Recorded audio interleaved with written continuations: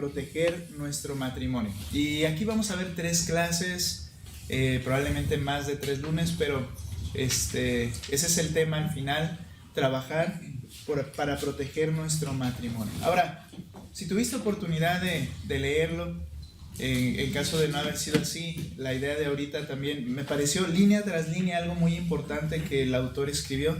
Y como ya hemos dicho, no intento que, pastor es el que no, queremos ahí aprender todos juntos del libro, pero obedecer, ¿no? Ahora, vamos a ir leyendo porciones del libro, espero poder acabar este capítulo que vamos a iniciar, o este tema que está aquí, con los ojos bien abiertos, pero les sigo animando, hermanos, que lo leamos, ¿verdad? Vamos a tener el libro para después seguir leyendo más adelante. En casa, consultarlo. Va a ser una herramienta que debe estar siempre en tu hogar, en mi hogar, para recordar y seguir aprendiendo y haciendo, ¿verdad? Es muy importante. Ahora, hemos aprendido muchos temas, muchas cosas que hay que hacer. Hemos hablado acerca de entender nuestra condición, hemos hablado de entender la condición de nuestro esposo o esposa, hemos hablado para entender también lo que es necesario acerca de una comunicación correcta, de dar perdón, de pedir perdón, toda la dinámica que se tiene que realizar cuando hay 2 pecadores juntos, ¿verdad? Que es todo eso. Hemos aprendido también que es necesario poder entender nuestras diferencias, lidiar con ellas, como vimos la clase anterior. Pero al final de cuentas, ¿cuál creen ustedes que es el principal problema en los matrimonios? ¿Cuál sigue siendo el principal problema? Fuera de un tema en particular, ¿cuál sigue siendo el problema para que el avance quizá no sea lo que desearíamos? Porque siempre nuestros deseos están más allá de la realidad. ¿Cuál es el principal problema, creen ustedes, para que estemos siempre faltando a eso? ¿Quién puede decir algo? Sí, estando el egoísmo, ¿no? Egoísmo, ok. El ADN del pecado, ¿verdad? El pecado, sí. Y en un sentido, ¿por qué el avance no se da? Principalmente, ahí está el egoísmo, están nuestros pecados. Pero ¿cuál creen ustedes que pueda ser otra razón? Fuera de nuestra naturaleza en sí, que no podemos evitar ser pecadores, ¿verdad? Pero, ¿sí? No tener una buena relación con Dios. Ok, muy bien. No tener una buena relación con Dios. Hablar, hermano, del egoísmo. ¿Otra cosa, hermana? Comunicación en ambos. Comunicación. ¿Algo más? Falta de humildad. Ok. Ahora, todas esas cosas las hemos visto, aprendido, por lo menos en los temas. ¿Sí? ¿Cuál es el principal problema? Y eso es lo que se enfoca este tema que vamos a ver hoy.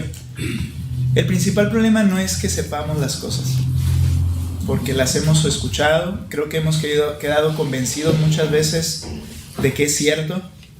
El principal problema es que no estamos trabajando de la manera en que deberíamos trabajar en esas áreas.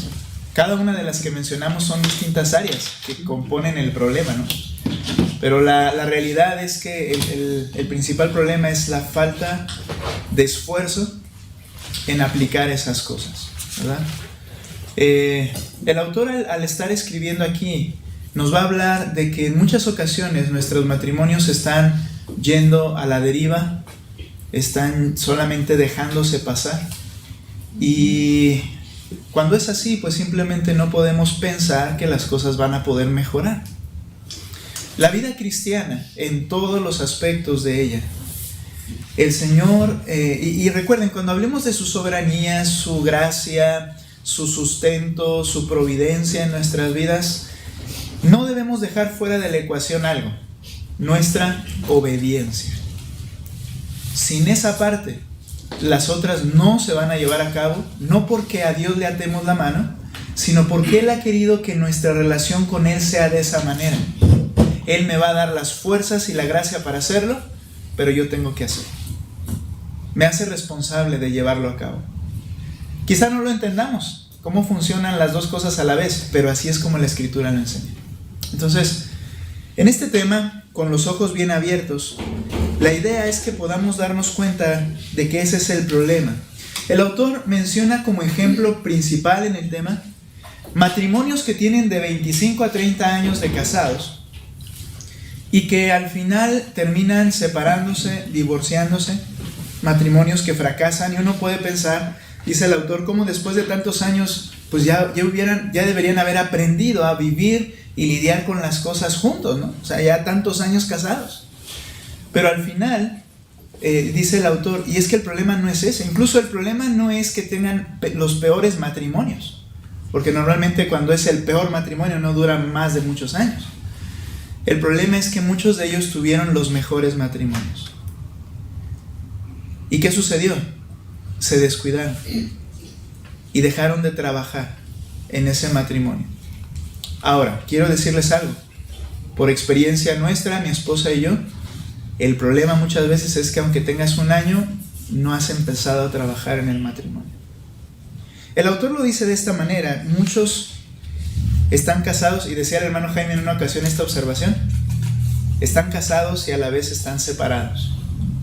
Ahora, ve conmigo, porque te digo, son varias las cosas que hay que ver, pero ve a la página 234, por favor.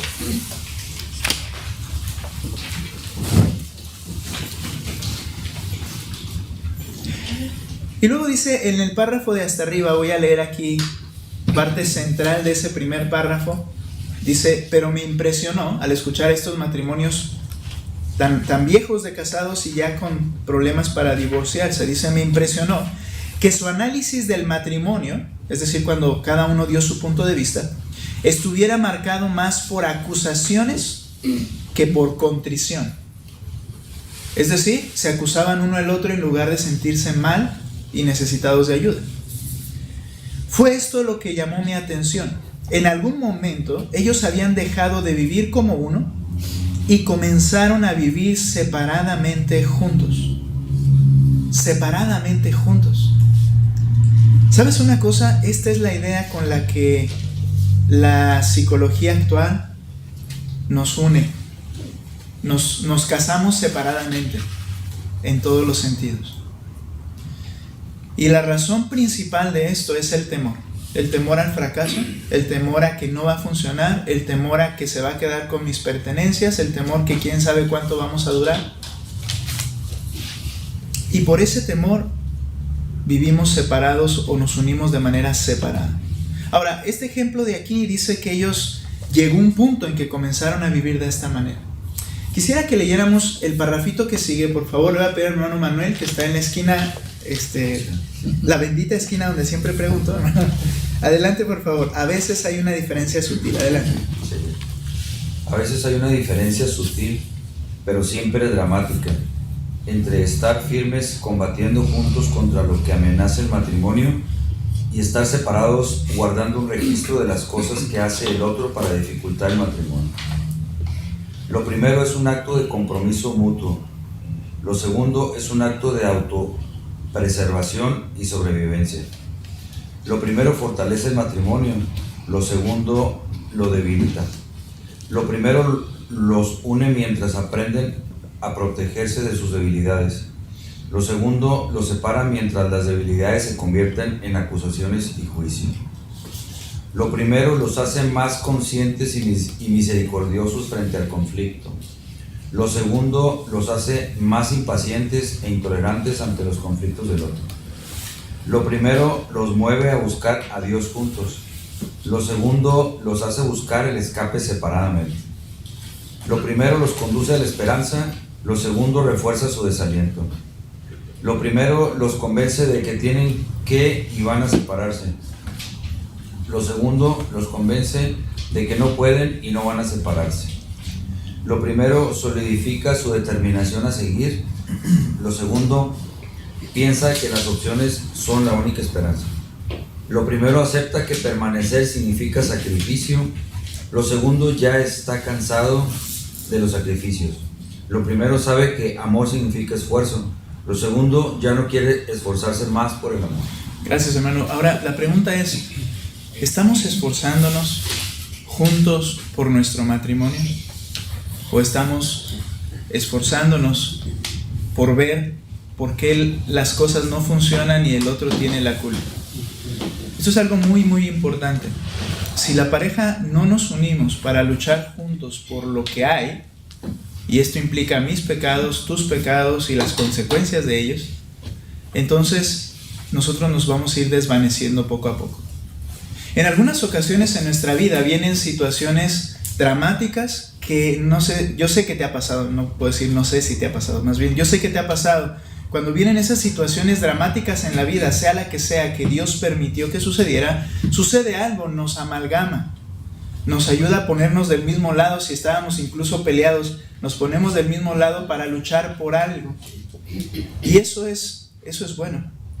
Eso es bueno, que el Señor nos ayude a ponernos del mismo lado para tener que luchar. Pero cuando nuestro matrimonio, sin darnos sin darle atención como debemos darle, en realidad es una lucha de uno contra el otro, realmente nos estamos diluyendo y nos vamos a diluir. Cuando el Señor nos unió en matrimonio, nos unió para luchar unidos, y en esa unión va a haber esos conflictos de los que ya hablamos por las grandes diferencias, pero mientras no pienses que estás del mismo lado que la otra persona, nos seguiremos diluyendo, siempre. Es necesario estar juntos, pelear juntos, por eso que amenaza el matrimonio. Ahora, no estoy diciendo de algo externo. ¿Qué amenaza el matrimonio? Mi pecado, tu pecado, mis errores, tus errores, pero juntos vamos a luchar por nuestro matrimonio, o tú arréglalo y yo me arreglo y vamos a desaparecer.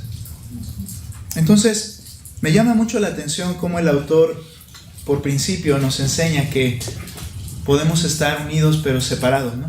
Casados pero divorciados, decía el hermano Jaime, y cada quien luchando por sobrevivir solamente.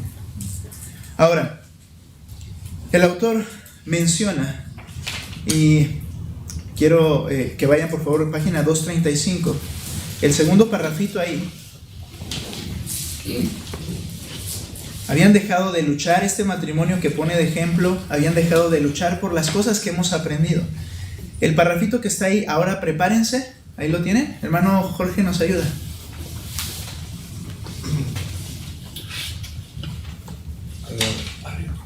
No. 235.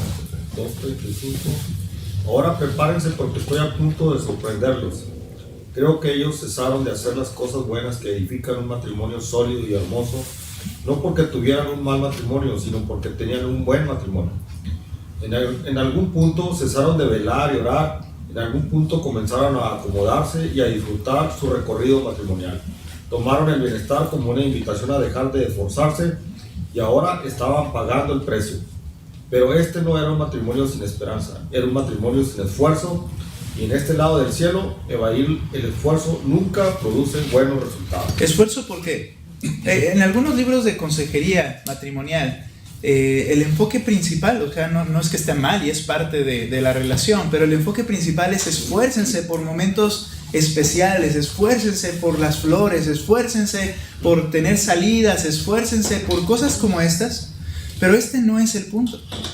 Lo que estamos viendo aquí es esfuércense, ¿en qué sentido? En luchar por esas cosas que hemos aprendido que debemos poner en nuestra vida y en nuestro matrimonio y que no están. Mira, lamentablemente, si hacemos un sondeo en nuestros matrimonios, muy pocos, sin decir porcentaje porque tendría que ser un estudio muy bien realizado, pero la cantidad de hermanos que oran juntos como matrimonio o que leen juntos y comparten algo en la Escritura, que hablan de las cosas que el Señor les habló en su palabra, es sumamente reducido. Sentimos que estamos pensamos que estar bien es como cuando te subes a la montaña rusa con tu compañero o compañera y juntos vamos a disfrutar la aventura, pero solamente es dejarse llevar. Utiliza esa frase el autor. Y pensamos que al ir riendo juntos, gritando juntos, disfrutando las mismas cosas juntos, esas nos van a unir. ¿Y qué es lo que falta en ese matrimonio? Esfuerzo. No hay nada de esfuerzo. No hay nada que aporte para ayudarnos a poder trabajar en nuestro pecado, en el pecado del otro y en luchar con nuestro matrimonio. No lo hay. Y muchos matrimonios así empezamos desde un inicio. Yo quiero que nos evaluemos, hermanos. realmente tu esfuerzo por las cosas que valen la pena, las cosas que van a nutrir tu matrimonio, fortalecer tu vida espiritual, tu santidad, transformar tu carácter carnal y el mío en un carácter más santo, esas cosas son en las que debemos esforzarnos. ¿Cuánto te estás esforzando? He oído muchas veces, es que mi esposo no quiere leer, o es que mi esposo no quiere orar. Casi siempre han sido mujeres. Pero eso no siempre tiene que ser así. Muchas veces tampoco la esposa está haciendo un esfuerzo tratando de ayudar al esposo a que lo motivarlo también, ¿verdad? Y no digo que es su trabajo, pero digo, hay que esforzarse. Y nada más nos dejamos llevar. Hay una ilustración que escuché apenas esta semana que me encantó y que me gustaría compartirles. Y se llama Lo que debió hacer. ¿Ok? Y es muy sencilla. Pregunta: cuando Eva pecó y Eva tomó del fruto que no debía tomar, Dios le dio la instrucción a Adán, ¿cierto? Y Adán debería de hacer lo que el Señor le dijo que hiciera. Le comunicó a Eva, Satanás llegó con Eva, Eva comió primero, ella pecó primero, ¿cierto? Ahora, la pregunta es, ¿qué debió hacer? ¿Qué debió hacer Adán? Alguien, ayúdame. Haber bloqueado a Eva, ¿no? ¿Ya comió Eva? Ya comió Eva, pues no come de él. Obedecer. O sea, él tenía la instrucción de lo que tenía que hacer. Él lo sabía. Eva era el responsable. Era el responsable. Era el responsable. Entonces, pues él no debería haber hecho caso de lo que Eva le estaba diciendo, porque él fue persuadido por Eva, ¿no? Okay. Entonces él debe haber dicho, ¿sabes qué? Esto no está bien. Okay. O sea, bloquear, o sea, es lo que me refiero con bloquear. Okay. No lo deberías haber hecho y por lo tanto pues no lo va a hacer. Ok. ¿Y qué más? Imagínense la eternidad en el huerto. ¿Qué más? O sea, ¿qué más? Esa parte. ¿Algo más, hermanos? Vamos bien. ¿Qué debería haber hecho? Esforzarse. Ok, es una palabra clave. ¿Cómo? Ya pecó Eva. ¿Mande? Hablar con Dios. ¿Mande? Orar por ella, hablar con Dios. Interceder. ¿Qué? ¿Algo más? Un ejemplo es Pues de Cristo. alguna manera ser responsable también de lo que hizo ella. Ok. Arrepentirse. Ajá. Bueno. Pero él no había pecado, ¿cierto? Ok. Pero no culparla, o sea, no decirle directamente ella, la mujer que tú me diste. Ok. Ahora recuerden que esa parte del egoísmo y empezar a repartir fue después de que él pecó. Okay. También. Cuando él ya tenía el pecado dentro de sí. ¿Qué debía hacer Adán? Entonces sí debe haberse sentido mal porque no la cuidó. Si Ok. no tenía el pecado de decir, ay, tú te equivocaste, entonces a lo mejor pudo haber sentido, no la cuidé lo suficiente, algo no hice, ¿no? Como que había agarrado esa responsabilidad. Esa responsabilidad. Bueno, ¿qué más? ¿Alguien más? Bueno, esto es lo que escuché y me pareció un punto muy, muy importante. Eva peca. Eva era responsable porque sabía perfectamente lo que no debía hacer también, pero delante de Dios el responsable es Adán.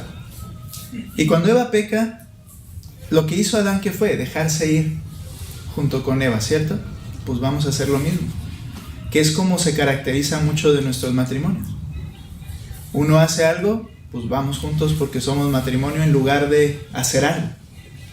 ¿Qué debió hacer? Bien, Adán debió de haber ido y asesinado a la serpiente en ese momento. En segundo lugar, debió de haber ido con Dios y entregar su vida por Eva. Eso es lo que hizo Cristo. Precisamente fue lo que hizo Cristo. Él no pecó, lo fuimos nosotros. Pero el segundo Adán, que dice Romanos que es Cristo, él hizo lo que debía hacer. Él vino, mató a Satanás. Dice que con su resurrección lo mató y dio su vida por el que había pecado. Y cuando lo piensas así dices, wow, ¿eh? Ahí se hubiera solucionado las cosas desde un principio en un sentido. ¿Por qué? Porque ya alguien había pagado un inocente por el culpable que era Eva. Pero no, ¿qué hizo Adán? Adán se dejó llevar también. El problema es que no nos esforzamos a hacer lo que debemos hacer. No queremos que nos cueste. No queremos que nos duela. Ahora, el autor nos dice algo que debemos tomar como esperanza. La página 235, el título dice, el subtítulo ahí, garantía de por vida. ¿Cuál es la garantía? ¿Qué garantía tenemos de por vida? La garantía que tenemos es la gracia de Dios para nuestro matrimonio. Es decir, hay un esfuerzo que debemos llevar a cabo, pero hay una seguridad que el Señor nos dice que Él nos va a dar todo lo que necesitamos para cumplir con lo que Él nos está demandando. Esa es la gracia. Pablo lo dijo de esta manera: no yo he hecho más que todos, yo he trabajado más que todos, me he esforzado más que todos, pero no yo, sino la gracia de Dios conmigo. Hay una íntima relación entre experimentar, recibir y aplicar la gracia en nuestro matrimonio y en nuestra vida con el esfuerzo y obediencia que tú determinas aplicar y yo determino aplicar en nuestro matrimonio. Falta fuerza para hacerlo, podríamos decir, falta gracia. Pregúntate, ¿es Dios el que está fallando en otorgarlo? Falta gracia para poder perdonar como Cristo me perdonó a mi esposo o a mi esposa. Pregúntate, ¿es que Dios o Cristo no te otorgó esa gracia? ¿O es que realmente no me estoy esforzando?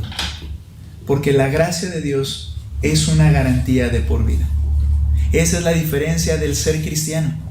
El ser cristiano, hermanos, es que Dios quiere que nosotros podamos regresar de donde nos arrojó el pecado y regresar hacia lo que deberíamos ser. Dejar de ser lo que somos para convertirnos en lo que Adán debió ser al principio. En otra palabra y un ejemplo más alto, dejar de ser quien somos para ser Cristo. ¿Por medio de qué? Gracia. No es porque mi esfuerzo lo voy a poder, pero la gracia está ligada a que yo haga lo que debo hacer. Es una garantía de por vida que Él proveerá de su gracia. Yo te animo a que vuelvas a leer el capítulo porque por cuestión de tiempo no podemos detenernos mucho. Pero mira, hasta abajo de esa hoja 235 dice: como ven, Eduardo y Elizabeth no estaban en problemas porque el plan de Dios para el matrimonio estuviese infectado por algún defecto inherente o porque su gracia tuviese vacíos en la práctica. No, ellos tenían problemas porque fueron negligentes y dejaron de hacer las cosas por las cuales tendrían acceso a la gracia que les había sido otorgada. En algunos casos a veces ni siquiera hemos entrado a comenzar a hacer lo que el Señor nos está mandando a hacer. Seguimos esperando a que las cosas por temor sucedan o el otro cambie o pase algo, pero no estoy dispuesto a dar el paso de hacer lo que tengo que hacer. ¿Cómo la gracia va a poder cubrirme y capacitarme? Dice el autor allá abajito en el párrafo de la página 236, no vas a experimentar la gracia de la redención de la esclavitud, usando el ejemplo de Egipto, y de la amenaza de tu enemigo si sales huyendo. La única manera de experimentar esta gracia es si haces lo que Dios te ha llamado a hacer y atraviesas el mar Rojo en medio de esas burbujeantes paredes de agua, no importa cuán loco y aterrador parezca. A ver, ya establecimos y lo hemos entendido que Dios no se equivocó al unirte con la persona con la que te casaste. De hecho, Él fue el que pegamentó ese matrimonio, ¿cierto? Y lo que Dios unió no lo separa el hombre. ¿Por qué? Porque Él es sabio. Ahora, si Él no se equivocó, ¿por qué los problemas? Y es lo que usa el autor aquí. ¿Por qué si Moisés no se equivocó de ruta? ¿Te recuerdas la historia cuando salen de Egipto? Y entonces Dios le dice, vete por allá, y literalmente lo manda a un callejón sin salida. ¿Se equivocó? No se equivocó. Y cuando están frente al mar, comienzan a gritar, a llorar. El mismo Moisés se postra en tierra y dice, ¿y ahora qué vamos a hacer? Y le pregunta algo el Señor, si tú recuerdas a Moisés. O le dice de una manera como preguntando, ¿verdad? ¿Qué haces? Levántate, levanta tu vara, haz lo que tienes que hacer. Y entonces la gracia se manifestó y el mar Rojo se abrió. Entonces Él no, ya lo hemos dicho varias veces, Él no se equivocó con quien te unió. Él te puso ahí porque sin duda el matrimonio es el mejor taller para santificar a alguien. Es el mejor taller de Dios para nuestra santificación. Y las dificultades que vamos a enfrentar son las mejores para nuestra transformación. Dice el autor, recuerda que el matrimonio no es el fin en sí mismo, sino el medio para una meta más grande. ¿Cuál es la meta más grande? Tu transformación, tu santificación.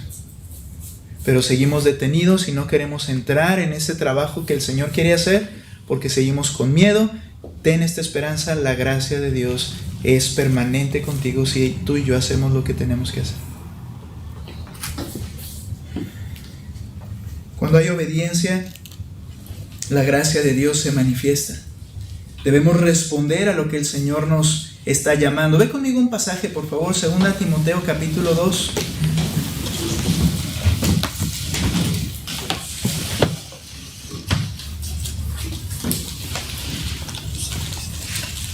Yo quiero que pienses si realmente estás comprometido, y yo estoy comprometido con hacer lo que debemos hacer. ¿Realmente estás comprometido? Bueno, si estás comprometido, tú te vas a esforzar. Nota lo que dice 2 Timoteo capítulo 2, versículo 1, y voy a leer al 6. Bueno, vamos a ir leyendo juntos al verso 6. Yo voy a leer el 1 y ustedes el 2, ¿de acuerdo? Mira, le dice Pablo a Timoteo lo siguiente: tú pues, hijo mío, fortalécete en la gracia que hay en Cristo Jesús. 2. Y lo que has oído de mí en la presencia de muchos testigos, eso encarga a hombres fieles que sean capaces de enseñar también a otros. Nota lo interesante. En el verso 1 dice: fortalécete en la gracia. Es como pensar que hay un balde de gracia, no gracia de balde, sino un contenedor de gracia. Y entonces, ok, voy a ir, agarro gracia. Y entonces, ¿para qué agarro gracia? Dice, fortalécete en la gracia. Y luego le dice, lo que has oído de mí en presencia de muchos testigos. Le manda a hacer algo. ¿Cómo es fortalécete en la gracia? Es que te detengas y entonces pides: Señor, lléname de gracia y fuerza, y cuando sientas eso, adelante. No. La idea de este pasaje es: fortalécete en la gracia. ¿Cómo? Haz lo que tienes que hacer. Esfuérzate. De hecho, la Reina Valera dice: esfuérzate en la gracia, aunque refiere a que tomes fuerza de la gracia. En realidad, como dice aquí, fortalécete en la gracia, pero es haciendo lo que tienes que hacer, nota. Y lo que has oído de mí en presencia de muchos testigos, eso encarga a hombres fieles que sean capaces de enseñar también a otros. Verso 3, léelo tú por favor, ¿qué dice? Sufre. Otra vez, 3, fuerte. Sufre penalidades también a todos. Como buen soldado de Cristo Jesús. ¿A qué lo manda? A sufrir. Sufre penalidades para que te fortalezcas en la gracia. Sufre. Pero ¿qué es lo que menos queremos? No queremos sufrir. Sufre el agravio, dice un pasaje. Es decir, hay un problema. Ok. En lugar de querer venganza y de querer que la otra persona sea la que cambia, sufre el agravio. Mediante obedecemos, hay más gracia. Pero si no damos el paso de obediencia, no voy a echar mano de esa gracia. Sufre penalidades como buen soldado de Jesucristo. Y luego le dice: mira, es que así funciona. El soldado en servicio activo no se enreda en los negocios de la vida diaria a fin de poder agradar al que lo reclutó como soldado. El fin es agradar a quien lo contrató. Bueno, pues primero que nada debe de ser fiel y hacer lo que debe hacer.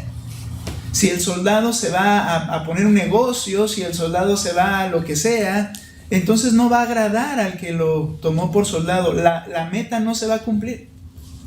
Y luego dice el verso 5: también el que compite como atleta no gana el premio si no compite de acuerdo con las reglas. Y un tercer ejemplo: el labrador que trabaja debe ser el primero en recibir su parte de su fruto. ¿Pero qué hizo primero? Trabajó. El punto es que hace falta esfuerzo. Hace falta esfuerzo para que la gracia de Dios realmente se manifieste en nuestras vidas. Y no va a ser posible que lleguemos a los 6 aspectos de cómo se ve dejarse llevar. Los veremos quizás, si Dios permite, el próximo lunes, que nos toca matrimonios, pero creo que estamos entendiendo el punto. Si no nos esforzamos, no vamos a salir de las mismas cosas. Se requiere esfuerzo. Esfuerzo en eso que el Señor te dejó claro que tú y yo debemos hacer, y tú lo debes saber. Esfuérzate en la gracia. Ahora, ahí en la página 237, por favor. ¿Listos? A Dios tampoco le sorprendió. Allí, ¿ya lo encontraron? Ok, voy a pedir a una hermana que lea fuerte. Hermana, lee. ¿Lo tiene ahí? 237, por favor. A Dios. Sí, a Dios tampoco le sorprendió que los muros de Jericó estuviesen en el camino hacia la tierra prometida. De hecho, era el plan suyo que Israel participase en la limpieza de esa tierra de la promesa. Al hacerlo, Israel se iba a fortalecer en fe y en adoración. Igualmente, a Dios nunca le sorprenden los obstáculos que encuentras en tu vida con tu esposo o esposa. Él planeó que te casaras con una persona imperfecta y que vivieran juntos en este mundo caído. Su propósito es que las dificultades maritales te conduzcan hacia su gracia y al hacerlo que crezcan y maduren juntos. Él también ordenó que estos cambios en ti y en tu matrimonio fuesen un proceso y no un evento. Él está contigo y te da lo que necesitas, pero tienes que levantarte y seguirlo a través del mar rojo hacia la batalla. Gracias. Dice que al final entender que esto es un proceso, no un evento. Y hay una noticia que quizá en lugar de desalentarnos debería de alentarnos, pero nos desalienta a veces, que ese proceso, ¿cuánto tiempo va a durar? Toda la vida. Toda la vida.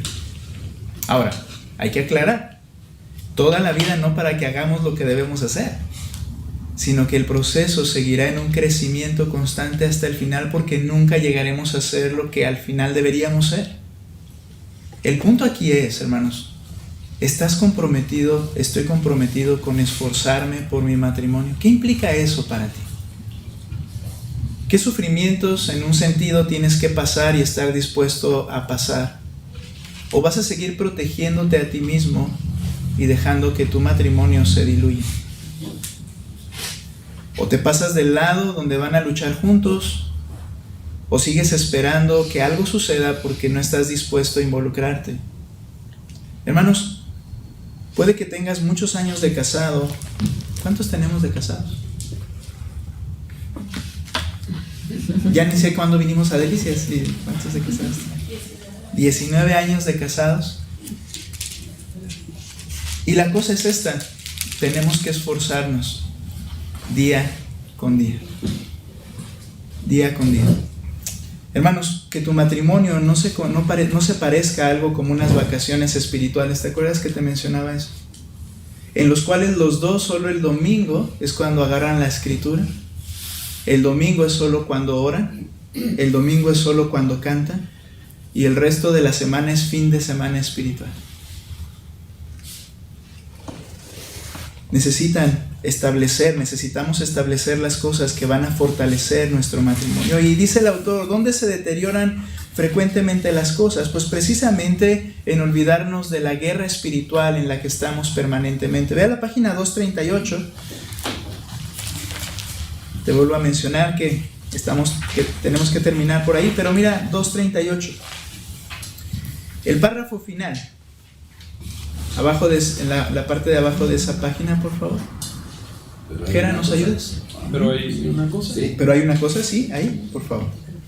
Pero hay una cosa que tienen que aceptar. Su matrimonio puede ser magnífico, pero no está seguro.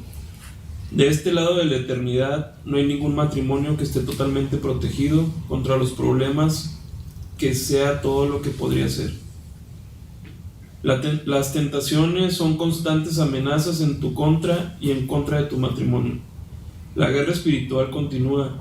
De este lado del cielo, los buenos matrimonios son buenos solo cuando las parejas están dispuestas a hacer día tras día las cosas que mantienen bien un matrimonio.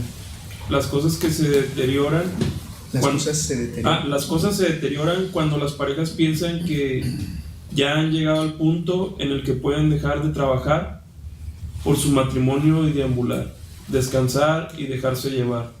Quizás el más grande peligro para un matrimonio sea un buen matrimonio, porque cuando las cosas están bien, somos tentados a sentir que ya lo logramos y a olvidar las actitudes y disciplinas que por la gracia de Dios han hecho de nuestro matrimonio lo que ahora son.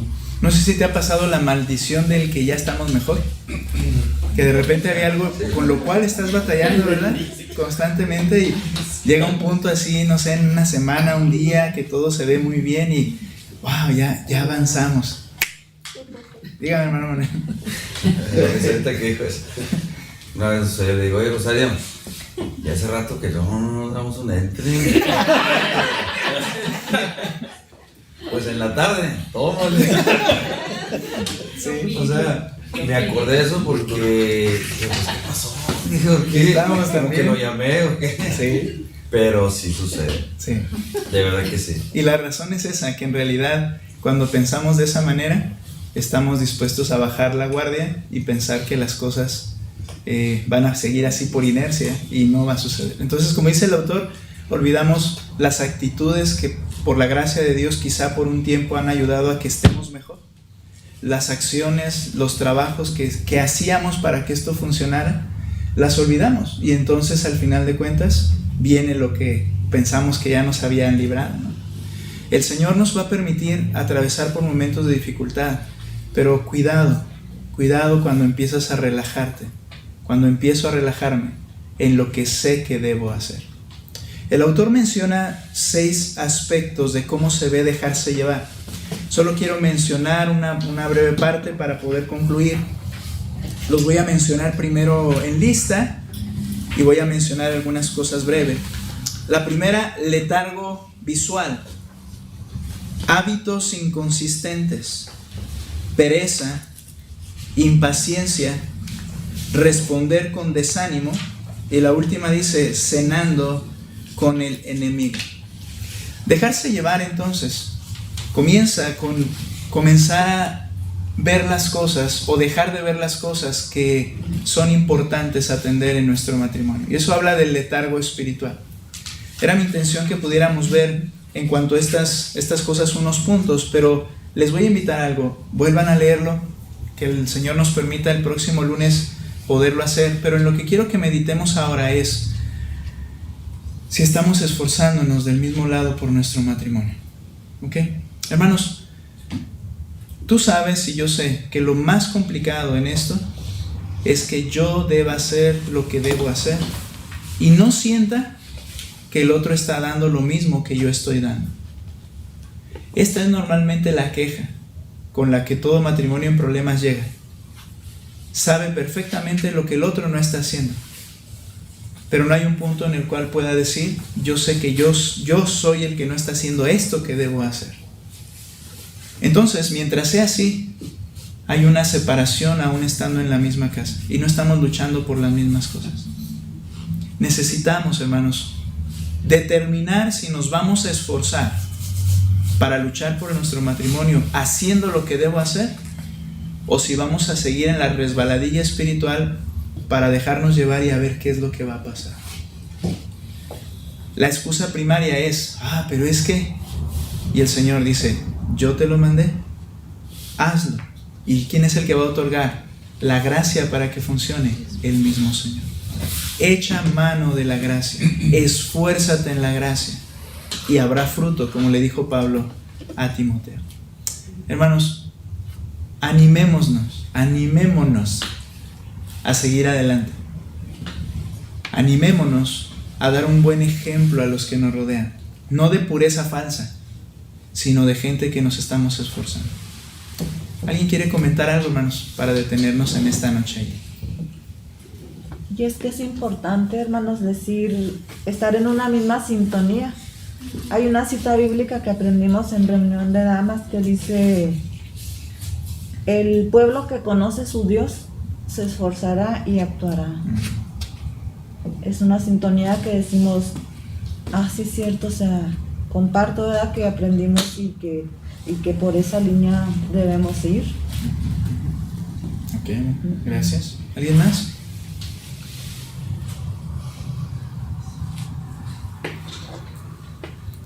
Bien, quiero mencionar eso que dice la hermana,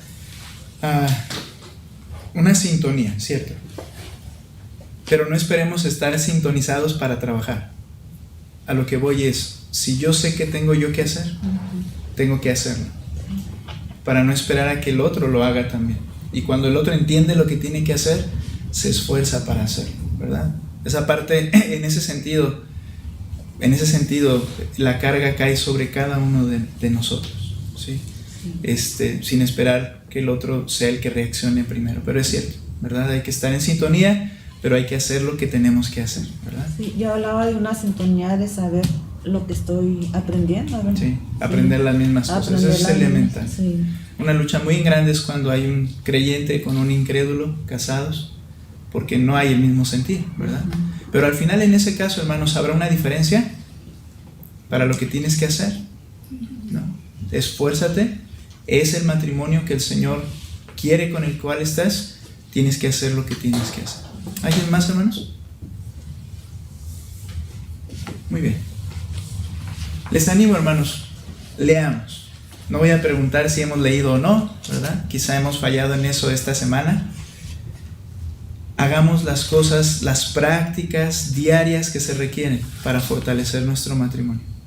Oremos, leamos, compartamos, confesemos, perdonemos. Y en cuanto al libro, leámoslo también. Es de mucha enseñanza. Vamos a orar, terminamos orando. Señor, te agradezco, Padre, por esta oportunidad nuevamente. Señor, perdónanos, porque nuestra mayor lucha es nuestra pereza espiritual para hacer las cosas. Nuestra mayor lucha es nuestras excusas para no hacer lo que yo entiendo que debo hacer. Nuestra mayor lucha, Señor, es comenzar a separarnos y ponernos en bandos contrarios para luchar uno contra el otro en lugar de luchar por nuestro matrimonio. Te ruego, Padre, llena de valor y de esperanza nuestros corazones cuando sentimos que es mejor ya no pelear, es mejor estar a la expectativa, porque no sabemos si va a haber un buen resultado ya. Y no, Señor, ayúdanos, por favor, motiva nuestro corazón a través de tu Espíritu y tu palabra, para que nos comprometamos a hacer lo que tenemos que hacer. Y entonces, Señor, toca el corazón de mi esposa, toca el corazón del esposo de mi hermana, para que podamos, Señor, estar en el mismo lado luchando por nuestro matrimonio. Mi Dios, bendice tu iglesia. Te ruego, Padre, que podamos, Señor, tener matrimonios que no son perfectos, pero que están siendo trabajados en santidad en medio de ese hogar, Señor. Gracias te damos, Padre, por este tiempo, en el nombre de Cristo Jesús. Amén. Muy bien, hermanos. Gracias. ¿Algunos anuncios? Aprovechando que los tenemos aquí a la mayoría.